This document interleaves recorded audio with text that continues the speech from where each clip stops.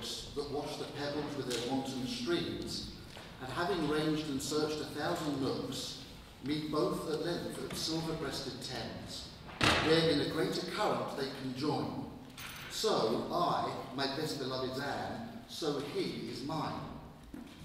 Even so we met, and after long pursuit, even so we joined. We both became entire, no need for either to renew a suit, for I was flax and he was flames of fire.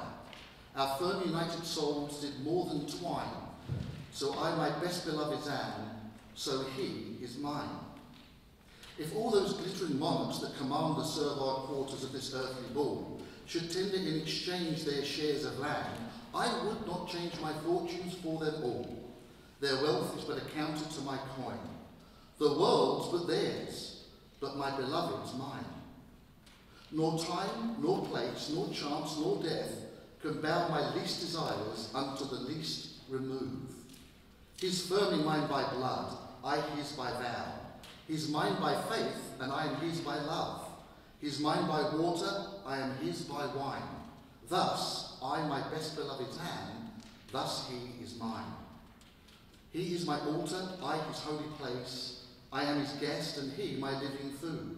I am his by penitence, he mine by grace. I am his by purchase, he is mine by blood. He's my supporting elm, and I his vine. Thus I, my best beloved Anne, thus he is mine. He gives me wealth, I give him all my vows. I give him songs, he gives me length of days.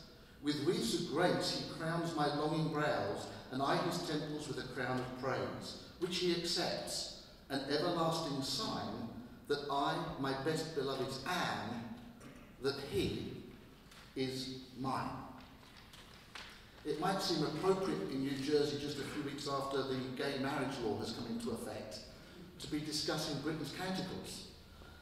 The first one, the text of which I just read you there, is based on the Song of Solomon, which of course is a book in the Old Testament, and it's a book about erotic love between God and the beloved. What made it particularly prickly in 1947 is that at a time when gay men could be imprisoned for 20 years, Britten and Piers sang this and performed this together, this song, where very obviously the undertone of the lyrics could equally apply to, if you will, a gay marriage, a gay vow. The interesting circumstances are that apparently Peter Piers, the singer, the tenor, who is of course Britten's lover as well as partner and for whom Britten wrote many of his roles, had actually cheated on Britten several times at this point. So the background of this actual canticle, and it's very, very interesting this, because the word canticle itself goes back to a book that Britten used to read as a child, a digest of Bible texts called Daily Light, which he shared with his mother. And the relationship with Britten's mother is very, very essential and very significant to the understanding of some of the deeper meanings of his works. And of course the Christian faith that they shared up until the time of her death, and up until the year 1939, when Britten finally consummated his relationship with Piers in Grand Rapids, Michigan, in the United States of America. So we have this interesting sort of tension. One in America, W.H. Auden, the poet, who was a kind of a moral muse, a guide for Britten, had fallen in love with a much younger man by the name of Chester Coleman, and had launched what he called a gay marriage. At the time, Britten was in love with a much younger man called Wolf Shurchin, and in fact he'd moved to the States with Piers, in part to get away from that relationship with a younger man, and ended up cementing his relationship with Piers after basically 4 years. So in the lyrics, when it says, for example, after long pursuit, that had resonance because it took 4 years for that relationship to become physical from the first time they actually met. But this relationship between Auden and Coleman, and the fact that Auden knew that Coleman was going to be very promiscuous, was an opportunity for Auden to, in his own words, show a kind of Christian grace, a kind of Christian acceptance and forgiveness in face and in light of this. And all the evidence, in fact, is that Britten was entirely chaste throughout his life, except for his relationship with Peter Piers, whereas Piers, on the other hand, was more promiscuous. And this is being more and more openly discussed in Britten scholarship as the years go by. So to understand, when you listen to the music of this piece this afternoon, you might hear certain conflicts, especially at the beginning of the piece. Okay, and you'll be able to understand then that this is not a simple expression of love as in the initiation of a relationship, but almost 10 years after the initiation, a kind of a rethink, if you want to see it in those kinds of terms, okay? The piece is also in the key of G minor, which is kind of significant in Britten's work. G minor is a kind of an apocalyptic key. It summons the idea of apocalypse, okay? It's grave. And so the passage of the song moves from this G minor opening of conflict through to the major that closes the piece. There is a progression through the piece. And at the very end, you will hear, as you do in actually most of these canticles, the imitation of bells, of bell sounds, okay? Obviously, the whole religious context alongside the personal context is of significance here. And as you listen to these pieces both this afternoon and even if you listen to other performers on the CD, I think it's important to understand that Piers was the singer, he was the tenor, and the tenor is the only consistent voice throughout all 5 of these canticles, and Britten, of course, was the pianist. So they were actually both on stage performing these pieces, almost as a kind of an open secret, in front of a very sort of closeted society at that time. The other thing I'd like you to notice, which we'll refer to several times in the other canticles too, is Britten's use of a certain heartbeat rhythm, for all intents and purposes what we might call short-long, short-long, short-long, short-long. So a heartbeat rhythm. And this actually occurs at the very end of this setting here, where he talks about the altar. And we hear that heartbeat rhythm, which is a rhythm that is also very much connected with the 5th canticle. And in fact, this might be a good opportunity to just look at this handout I've given you, if you hopefully have got a copy of it, which shows you a progression through the canticles across the top here. Okay? And can you see that obviously they follow in sequence, and I've kind of arranged them with this kind of curvature here, so that you can see that each canticle represents a kind of a journey. We're being taken on a journey. There's no obvious reference to Britten having ever designed these pieces to be performed in the sequence that we're going to hear this afternoon, although they are increasingly performed in this sequence, okay? But it does actually happen that they do follow this kind of curve or this kind of arch. And you can see in the notes that I put here along with the dates, you can see the performing voices, and I've given you several little indications here that if you look at me for a moment here, you can see that Canticle 3 actually stands at the centre of this cycle. And then there's a double arch form. Canticle 2 and Canticle 4 have an important relationship with each other, and Canticle 1 and Canticle 5 have an important relationship with each other. But also additionally, because Canticle 4 and 5 were completed after 17 years, okay, there's a 17-year gap between Canticle 3 and Canticle 4, you can see at the bottom here, I've also done another curve where you can see that Canticle 4 and 5 also represent a kind of recession. If you want to see 1 and 2 as a kind of a procession towards number 3, and then 4 and 5 as a regression or a recession, I use the word regression in the lecture's title this afternoon, but a drawing back or a walking back. This idea of processions and recessions is a very important part of Britten's aesthetic. It occurs in Ceremony of Carols, the 3 church parables. There are many occasions where we have processions towards something and then recessions from them. And so hopefully you'll find this little chart helpful, and if you've got a pen or pencil, you might want to jot down some of the things I'm saying. But these will give you an idea of how that progression works, and then when you hear 4 and 5, you can hear how it kind of curves back around. Okay? So that's Canticle 1. Canticle 2, I'm not going to read the text off. The text is actually on the handout for you there. It's taken from the Chester Miracle Cycle, the Passion Plays from medieval England, and this particular canticle, the story of Abraham and Isaac, Abraham's sacrificing of Isaac, follows on from one of Britain's most significant operas. In fact, many people believe this to be his greatest opera, the opera of Billy Budd.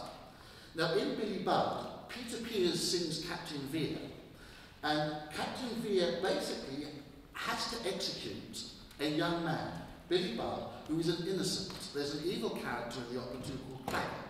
And Claggett is manipulating behind the scenes. He's an evil character that just manipulates behind the scenes for his own power, that is fueled by dark sexual urges too.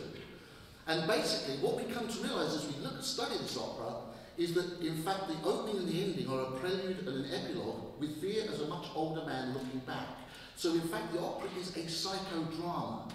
All of these characters in the opera are actually happening within the mind of Captain Vere, who is at the same time Peter Pears.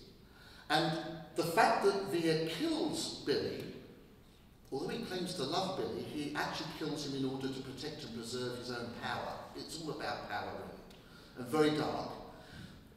Britten had a very negative, almost ill reaction to the subject material of this opera before he sat down and wrote it, actually. There was a period of just illness that he went through before he found the strength to actually write the piece. Almost then we can see Canticle II as a kind of an epilogue, a happy epilogue, if you will, okay? Because Canticle II is all about innocence. It's all about childhood.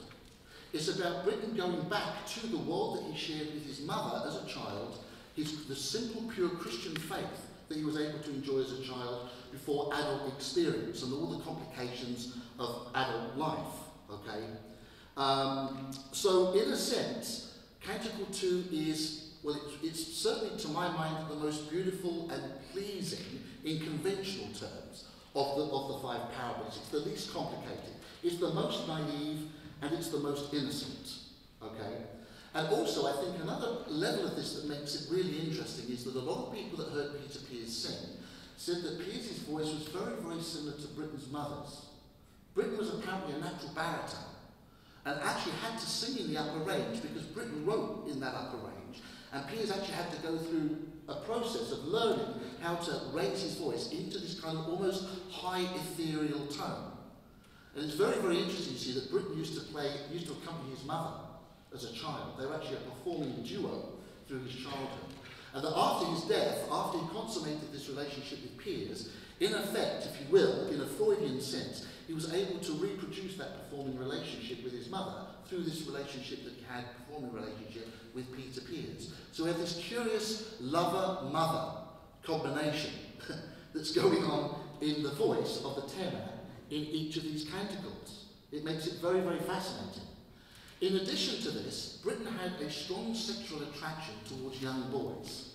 Now, to his credit, according to his biographer Humphrey Carpenter, and I actually knew Humphrey. Humphrey was a tuba player who lived in Oxford, and I had a couple of beers with him in Oxford, and I had a really lots of very good conversations with him.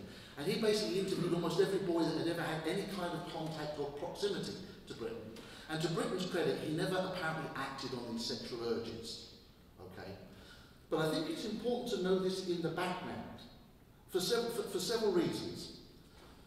And this is kind of a little bit controversial, but from the perspective of his childhood, when Britten finally gave in to the physical relationship with Peter Pears, on a very deep level, he knew that he had died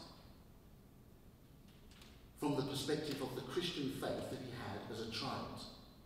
This partly explains why it took 4 years, I think, for him to come around to Peter Pears' way of thinking. And this is under unrelenting bullying by Auden and Isherwood, okay, who were bullying him to act on his homosexual urges.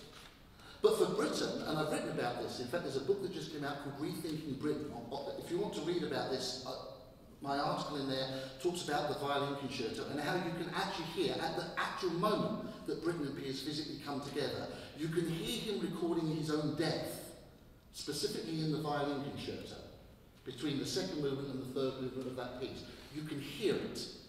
And this is a point that he returns to again and again, this concern and this theme of the broken relationship with God, his childhood self, and his mother is a recurring theme throughout his work. What's remarkable about Abraham and Isaac is it's almost the only work of Britten's in which the boy doesn't die. Now, there is some confusion about the story of Abraham and Isaac that I'd like to clear up because I think it sheds light on this.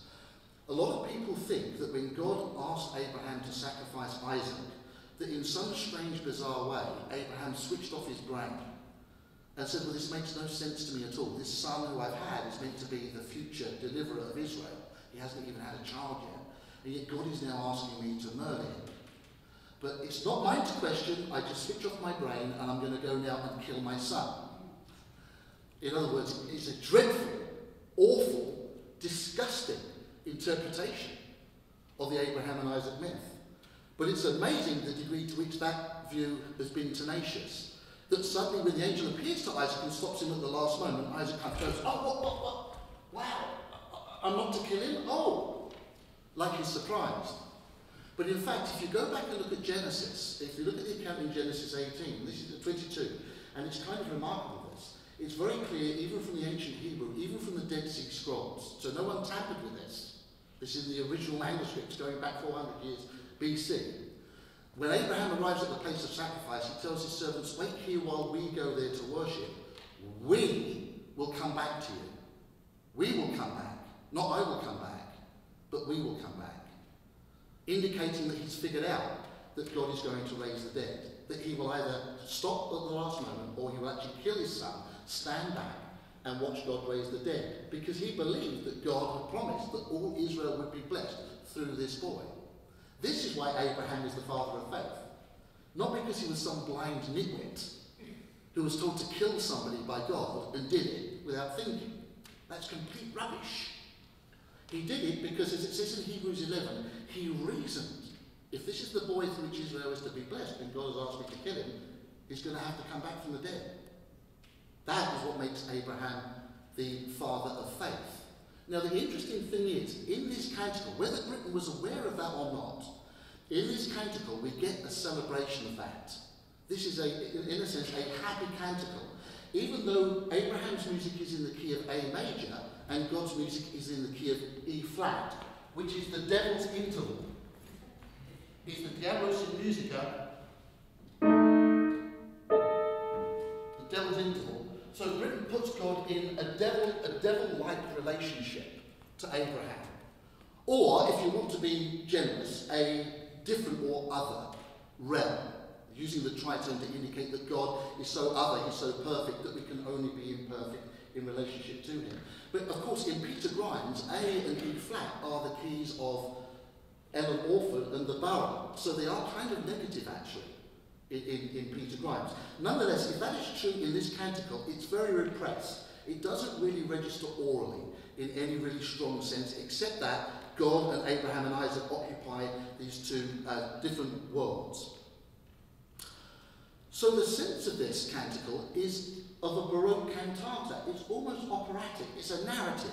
And Britten uses a number of different techniques. Of course, we're not going to hear a boy sing the part of Isaac today. Normally it's sung by an alto, either a countertenor or a woman's voice. So we have to imagine the boy that Britten intended this part to be originally for.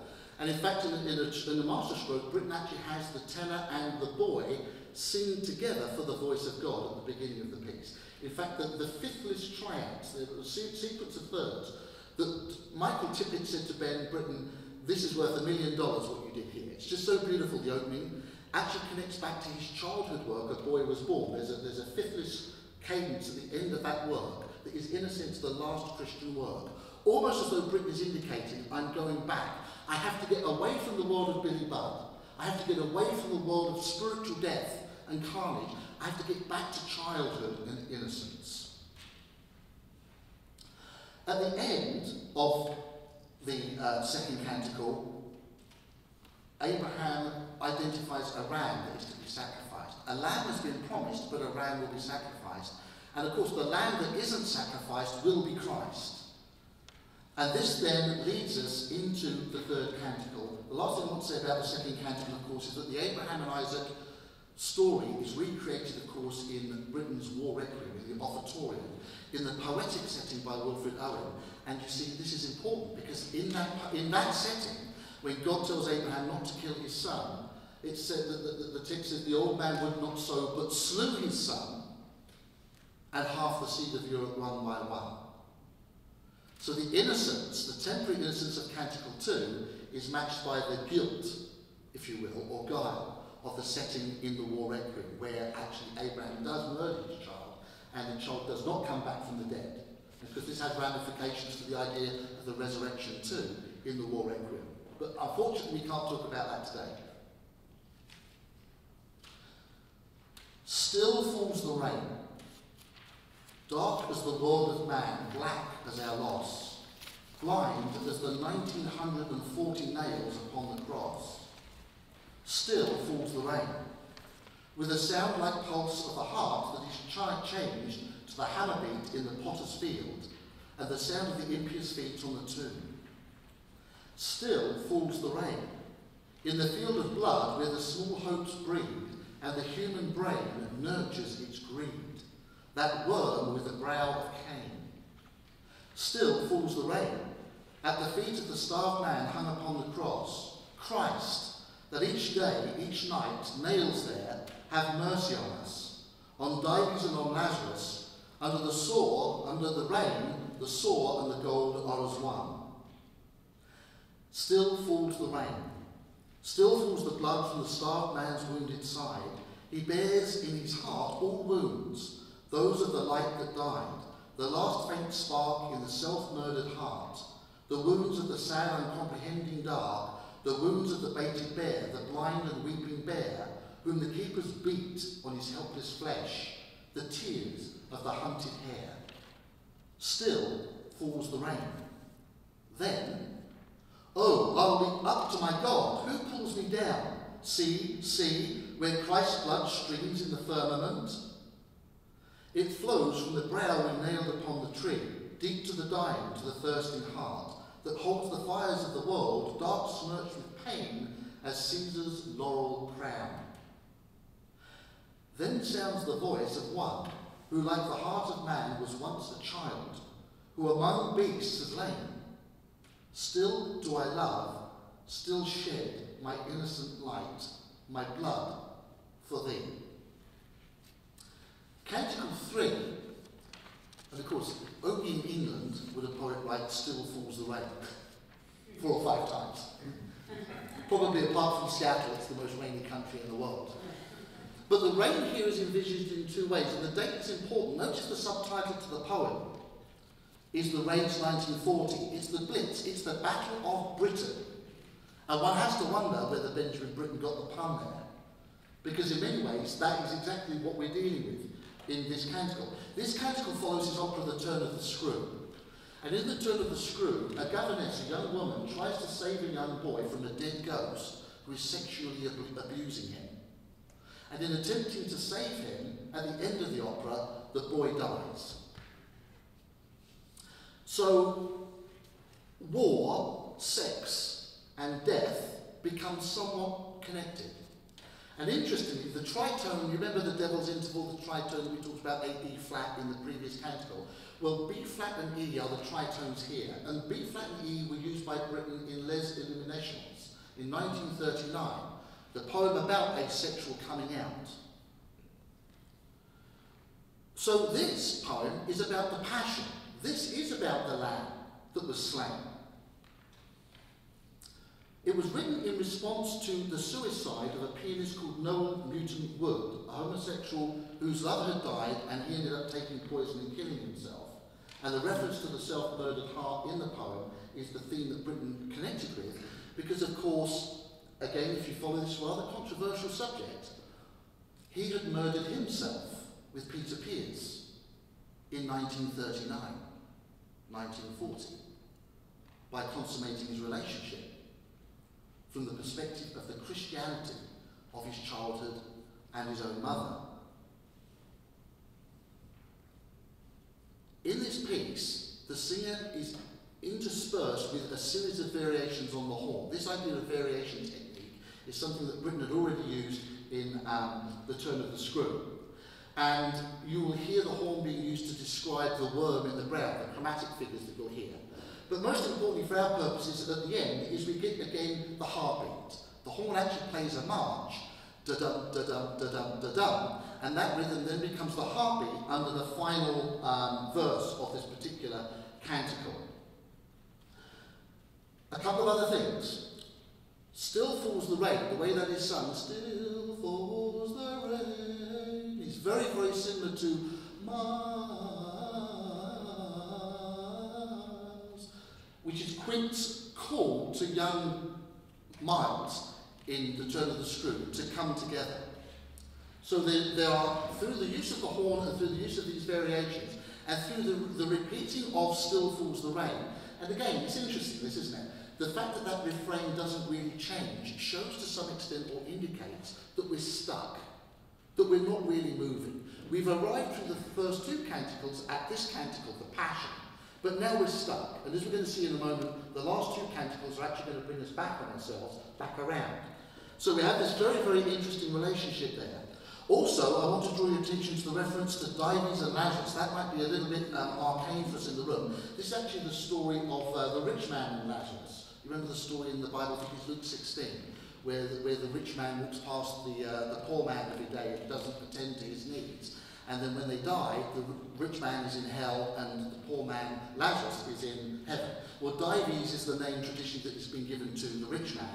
And it's interesting that again in the poem here, where he says, Christ have mercy on us, on Dives and Lazarus, under the rain, the sore and the gold are one. Now, depending on how you interpret this, the indication here is universalism, that everybody will make it to heaven, that repentance for sin is not required, that repentance can be short-circuited, and that it doesn't matter how you act or behave, you will make it. This is universalism. And I think this is one of the themes that really attracted Britten to this particular poem. Because again, ever since his relationship with Peter Pears and the death of his mother, Britten, through all of his work, is trying to find blessings from God on his marriage. Okay, this is what he's actually trying to do. So we actually find in very subtle ways doctrinal issues being addressed in the poem in very, very interesting and subtle ways. Also, the old English quote then, "O holy part to my God, who pulls me down," this is actually a quotation from Faust, the poem played by Christopher Marlowe, about a man who sells his soul to the devil. And Faust is a theme that we find constantly cropping up in Britten's work, either explicitly or implied in works from Peter Grimes right the way through to Death in Venice. At the very end, notice, there's a reference to a child. Then sounds the voice of one who, like the heart of man, was once a child. So again, we find the access, Britten able to access his religious feelings, not as an adult, very much in tension with those religious feelings, but rather through a child, or through a child's eye view of the world. And this child's eye view then brings us into Canticle IV, the Journey of the Magi, which of course is about the birth of Christ. A cold coming we had of it, just the worst time of the year for a journey, and such a long journey. The waves deep and the weather sharp, the very dead of winter. And the camels galled, sore-footed, refractory, lying down in the melted snow. There were times we regretted the summer palaces on slopes, the terraces, and the silken girls bringing sherbet. Then the camel men cursing and grumbling and running away, and wanting their liquor and women, and the night fires going out, and the lack of shelters, and the cities hostile, and the towns unfriendly, and the villages dirty, and charging high prices. A hard time we had of it. At the end, we preferred to travel all night, sleeping in snatches, with the voices singing in our ears, saying that this was all folly. Then at dawn, we came down to a temperate valley, wet, below the snow line, smelling of vegetation, with a running stream and a watermill beating the darkness, and 3 trees on the low sky, and an old white horse galloped away in the meadow. Then we came to a tavern, with vine leaves over the lintel, 6 hands and an open door dicing for pieces of silver, and feet kicking the empty wineskins. But there was no information. So we continued and arrived at evening not a moment too soon, finding the place. It was, you may say, satisfactory. All this was a long time ago, I remember, and I would do it again. But set down this. Were we led all that way for birth or death? There was a birth, certainly. We have evidence and no doubt. I've seen birth and death, but I thought they were different. This birth was hard and bitter agony for us, like death, our death. We returned to our palaces, these kingdoms, but no longer at ease here in the old dispensation, with an alien people clutching their gods. I should be glad of another death. Canticle 4 follows Owen Wingrave. And in Owen Wingrave, the young Owen rejects the traditions of his family, including religion. In fact, it ends with an aria called the Peace Aria, where he actually asserts a new type of doctrine, a new type of creed. Britten celebrated Christmas with great pleasure every year, and in his youth he wrote a series of works that celebrated the Christmas season and the birth of Christ. But this canticle is very different from those. It's almost as though Britain wants us to not like this music. It reminds me of Tom York, the lead singer of Radiohead, who actually once said, we actually write songs because we want people to vomit. Because the subject material that we're dealing with, in their case it's politics. It was actually Tony Blair. So if you really understand what we're talking about, this is something that should make you sick. In this piece, I believe, we find Benjamin Britten exorcising Christ from his life. And he uses two basic musical ideas throughout the whole piece, which make it really burdensome, actually. He uses the minor triad, which of course is classically associated with the feeling of sadness. And then he uses a major third and a tritone, the devil's interval again, as the other sound source. And those two chords form the musical fabric of almost the entire canticle. It's as though Britten wants us to feel the cold, freezing cold of the content, not just the context of this poem, but also the cold, freezing cold of his own heart, actually, towards the subject. The piano at the beginning plays a riff that, if you listen very carefully in Canticle II, when Abraham and Isaac set off to the sacrifice, you'll hear the same kind of figure in the lower part of the piano. So this is one of the first connections that show us that there's a family relationship between Canticle 4 and Canticle 2. Also, there are three singers here, whereas in Canticle 2 there were two, now there are three: tenor, countertenor and baritone, and each of these people will be used in Death in Venice. The baritone will be Death, Dionysus, the countertenor will be Apollo, and the tenor, of course, will be Gustav von Aschenbach. So death and the idea of death is very important and interesting. Also, although the poem is narrated by one person, there are three voices, almost a Trinitarian kind of connection there to some extent. But also, signally, the key of this canticle is G minor. Do you remember at the beginning of the lecture we said Canticle 1 begins in G minor, which is the cold that the canticle then leads us out to towards the minor. Now we are moving back towards the cold. We're moving back towards the G minor. This is the regression that I referred to in the title of the lecture. The other technique that Britten uses that's very interesting is he uses a kind of echo technique. Some people actually find this very irritating when they listen to this setting, because unlike Eliot, he picks on certain phrases. Very dead, very dead, very dead, very dead. He says 4 times.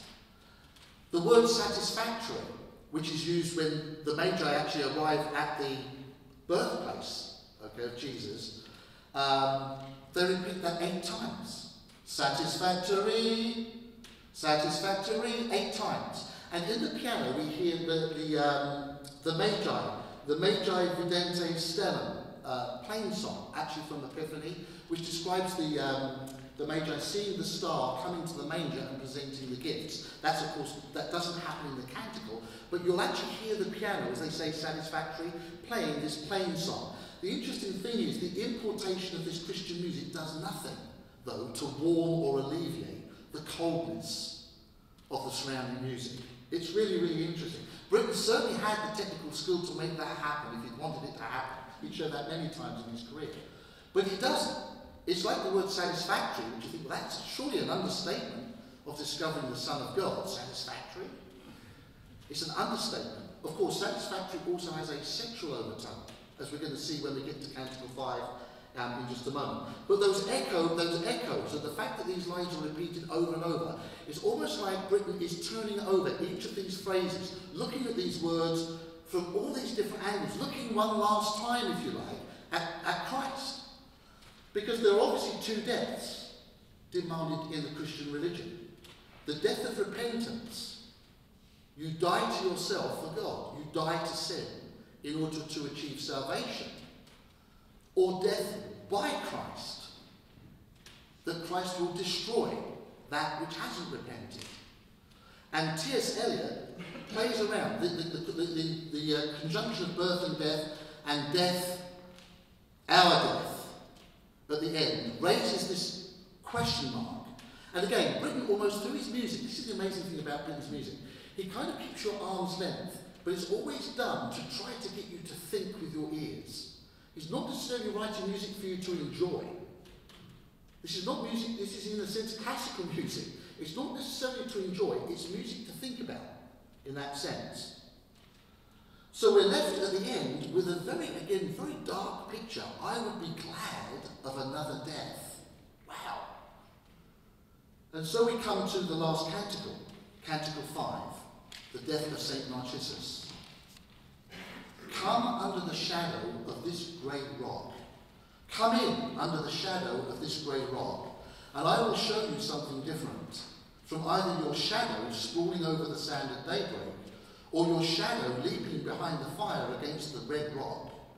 I will show you his bloody cloth and limbs and a grey shadow on his lips.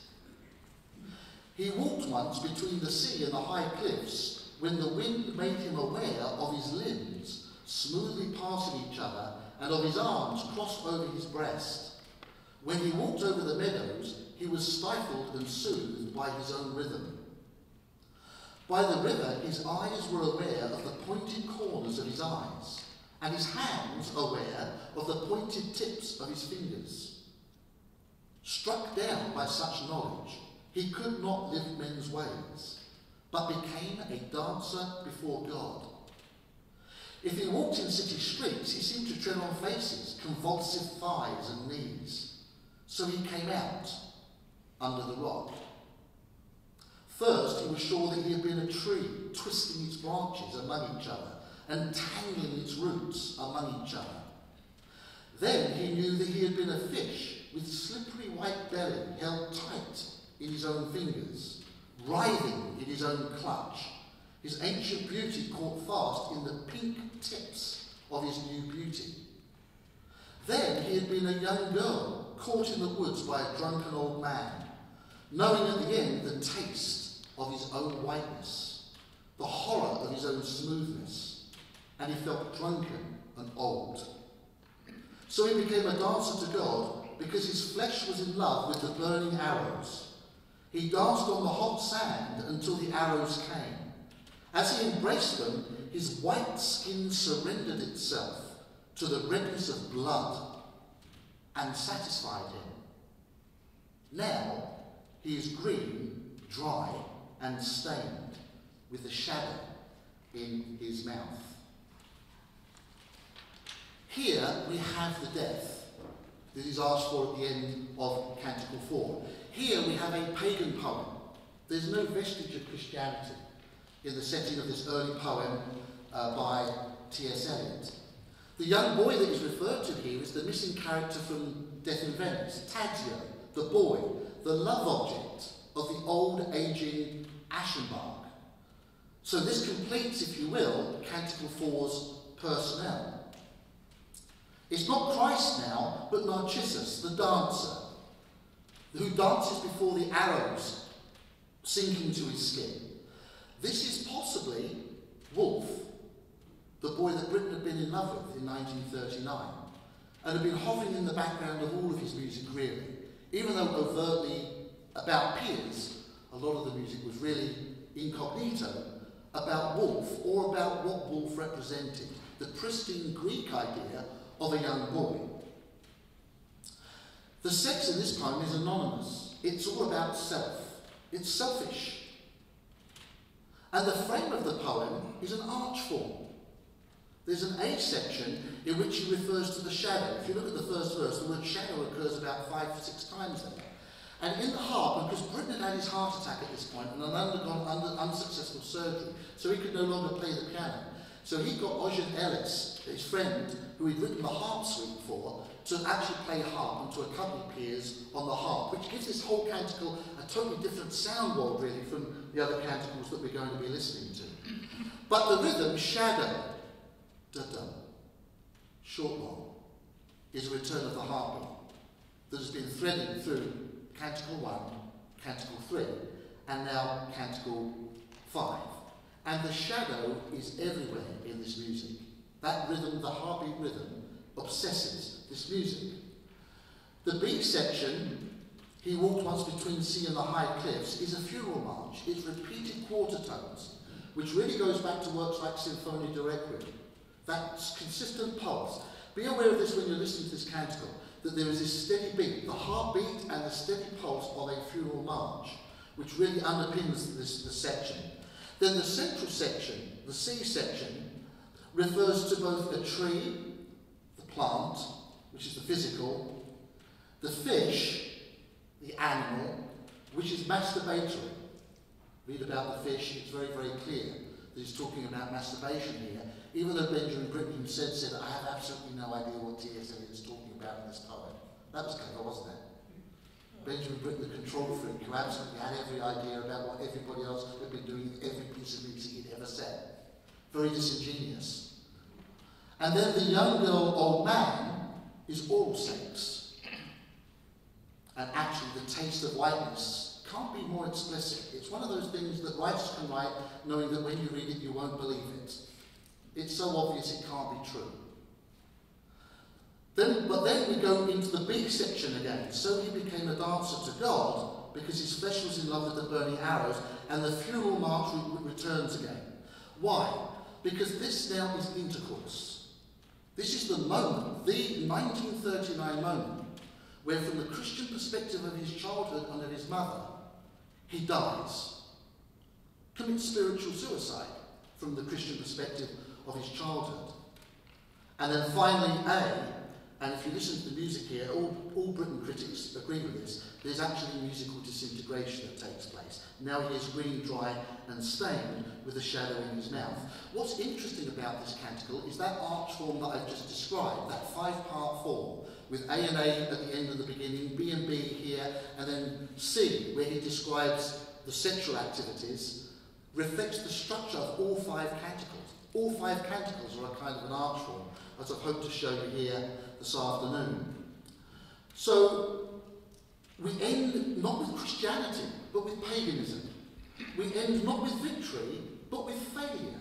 An interesting failure, an artistic failure, a decision to sell your soul to the devil to be an artistic genius, and the willingness to embrace the price of that knowledge.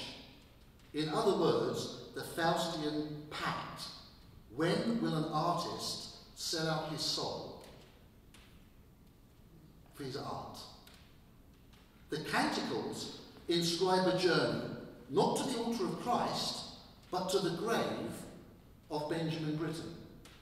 And in that church are 2 gravestones, Britten's and Peter Piers. They're jet black, and they just have the names.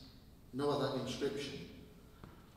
In other words, the stakes that we're dealing with in these canticles are about as high as you can possibly get. And that is what makes them so significant and so important. To acknowledge the death of Benjamin Britten in the year celebrating his centenary, the centenary of his birth, is perhaps an irony worthy of the canticle cycle itself. I hope this talk has been enlightening for you. I hope it's given you some pointers. Thank you for coming out. I'd now encourage us all to move over to the Voorhees Chapel, where we're going to have a very rare and special chance to hear all of these 5 pieces done together as a sequence. Thank you very much.